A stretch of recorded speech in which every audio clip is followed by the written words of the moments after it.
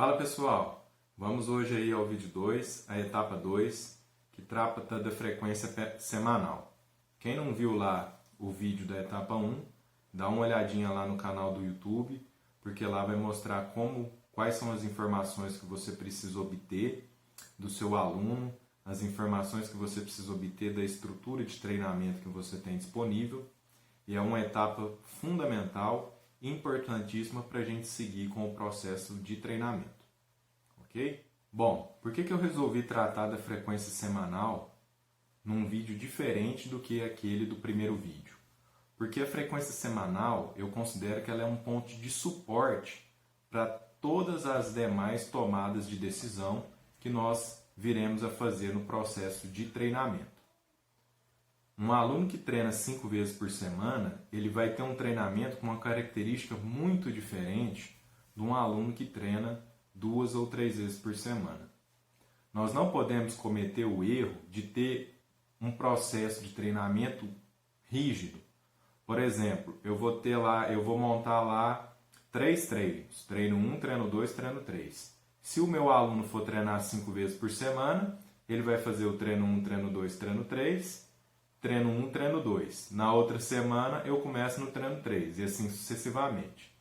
Se ele for treinar 2 vezes por semana, eu faço treino 1 e treino 2. Na outra semana eu faço 3. Isso daí faz com que a gente perca completamente a lógica do treinamento em que eu estou montando. Porque eu passo a ter uma frequência semanal muito baixa e um volume muito baixo de treinamento para a maioria dos grupamentos musculares. Então, quer dizer, o meu treino só ficaria bom se ele treinasse 5 vezes por semana. Se ele treinasse 3 vezes por semana, já é um treino mais ou menos. Então, a gente não pode cometer esse equívoco. Bom, como a maioria dos treinamentos de musculação que eu vejo aí nas academias, pelo menos, e que os meus alunos trazem de experiência para mim, são baseados em grupamentos musculares, o que se faz normalmente? Divide os grupamentos musculares ali durante a semana, e vai passando por aqueles grupamentos musculares durante toda a semana. Porém, se o aluno tiver uma frequência semanal baixa, 2 vezes por semana ou 3 vezes por semana, esse tipo de estrutura fica muito complicada de ser executada na prática. A eficiência dela diminui bastante.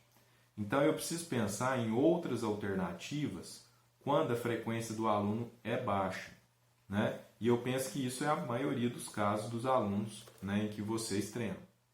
Mas por que o segundo passo é determinar a frequência semanal? Porque a maioria das vezes, 99% das vezes, quem determina a frequência semanal é o seu aluno. Ele já chega lá te dizendo assim, eu posso treinar 2 vezes por semana. Ou eu vou treinar com você 1 vez por semana e 2 vezes por semana eu vou treinar sozinho. Ou seja, ele já tem ali na mente dele, devido às dificuldades que ele tem, a vida que ele tem, a rotina dele, a quantidade de vezes que ele vai treinar por semana. Por isso esse ponto é muito importante.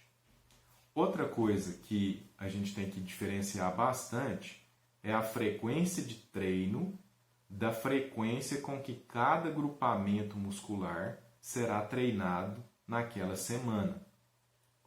Os artigos que tratam de frequência semanal e efeitos na hipertrofia ou na força, eles trazem, na maioria deles, eles trazem frequência por grupamento muscular.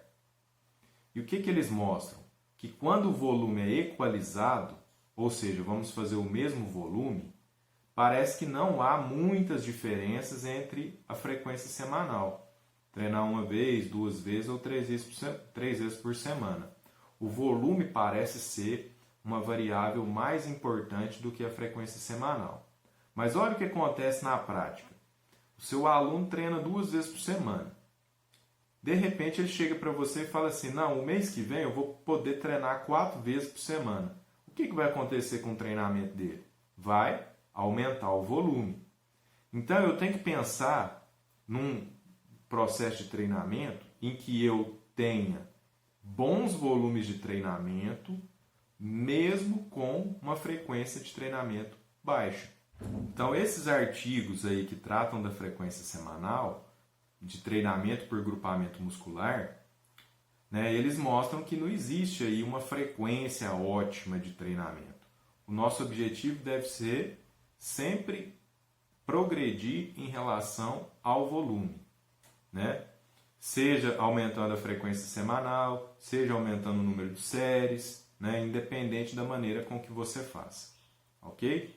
Então vamos pensar novamente nisso daí, já vai pensando na frequência semanal, na estrutura de treinamento do seu aluno, né? Agora você tem todas as características dele, a característica do local onde ele vai treinar e já está bem definida a frequência semanal, ok? Qualquer comentário pode deixar aí na seção de comentários, dúvidas, né, que nós vamos aí conversando a respeito desse processo, ok? Um abraço e até o vídeo da etapa 3.